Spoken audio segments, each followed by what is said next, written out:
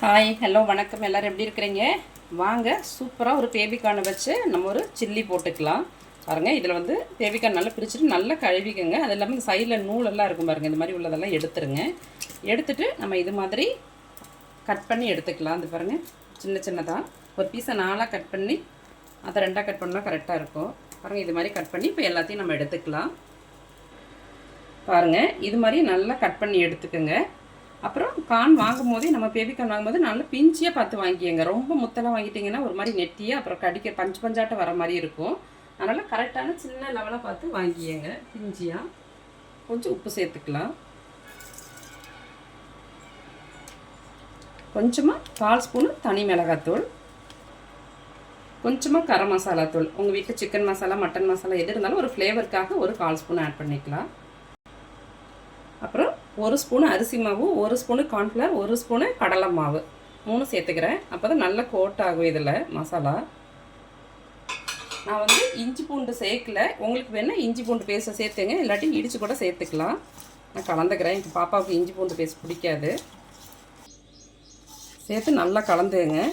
அந்த ஈரத்துலேயே தான் நான் கலக்கிறேன். இன்னும் தண்ணி எதுவும் தெளிக்கல. உங்களுக்கு ரொம்ப ட்ரையாக இருக்கிற மாதிரி தான் தெளிச்சுங்க. நம்ம பிசைஞ்சிட்டு பார்த்துட்டு தெளிச்சிக்கலாம். ரொம்ப ஊற்றிட வேண்டாம். 1 ஸ்பூனுக்கு தெளிச்சுக்கலாம்.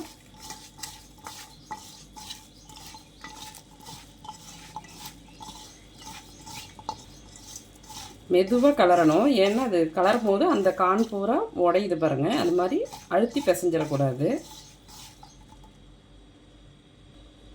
பாருங்கள், நல்லா அப்படி மசாலா சேர்த்து பிசைஞ்சு வச்சுருங்க. ஒரு 2 நிமிஷம் நல்லா ஊறட்டும். அப்புறம் நம்ம பொரிச்சு எடுத்துக்கலாம். பாருங்கள், ஒரு 2 நிமிஷம் நல்லா ஊறிடுச்சு. இப்போ வந்து நம்ம அப்படியே எண்ணெய் சட்டி வச்சு அடுப்பில் எண்ணெய் காய்ச்சிட்ருக்குங்க. நம்ம பொரிச்சு எடுத்துக்கலாம். மீடியம் ஃப்ளேமில் வச்சுக்கோங்க, ஹை ஃப்ளேமில் வைக்காதீங்க. டக்குன்னு போட்டோன்னு கரிஞ்சிரும்.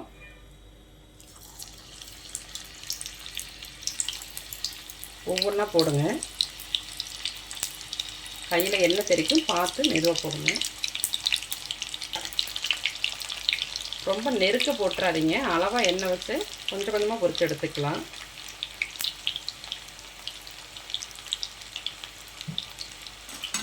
நிறைய போட்டோன்னா ஒன்றோட ஒன்று ஒட்டிக்கும்.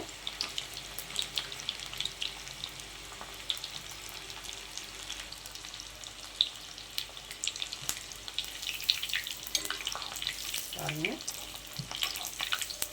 ஒரு நிமிஷம் இருந்ததுக்கு பிறகு அதுக்கு பிறகு கலரி விடுங்க. உடனே கரண்டியை விட்டுட்டிங்கன்னா மசாலா வந்து அப்படியே கரண்டிலே ஒட்டிக்கும்.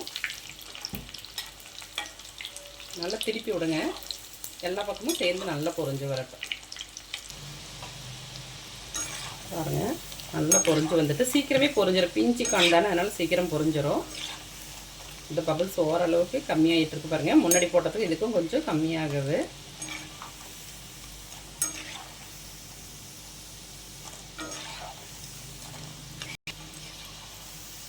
பாருங்கள், சூப்பராக ரெடி ஆயிடுச்சு. இப்போ நம்ம எடுத்துக்கலாம்.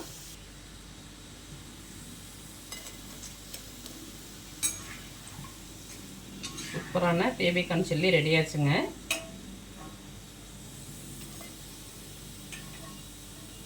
பாருங்கள், 2 நிமிஷம் கூட ஆகாது. இவ்வளோதான், டக்கு டக்குன்னு போட்டுடலாம். இதே மாதிரி நம்ம மற்ற எல்லாத்தையுமே பொரிச்சு எடுத்துக்கலாம்.